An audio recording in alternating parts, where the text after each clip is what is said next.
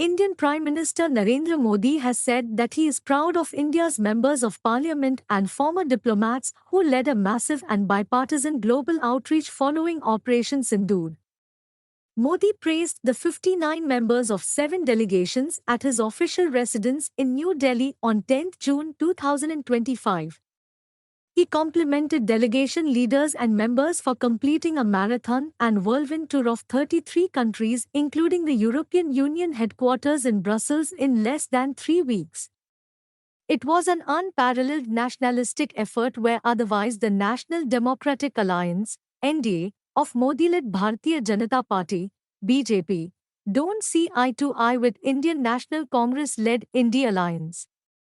But all political parties came together with some accomplished former top diplomats who put forth India's stance on Operation Sindoor as not one to wage war with Pakistan but against terrorism, unfortunately housed and sponsored by India's neighbor. No country in recent memory has mounted such a global effort. Modi and top BJP leaders and officials, even among opposition parties, global think tanks and global leaders have found the effort satisfying and successful.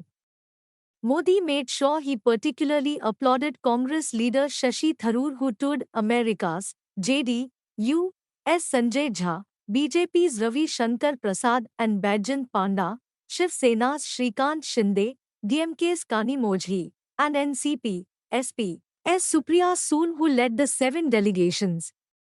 They all agreed it was master stroke to quickly convey India's policy on zero tolerance for terrorism. Prime Minister Modi tweeted on X, met members of the various delegations who represented India in different countries and elaborated on India's commitment to peace and the need to eradicate the menace of terrorism.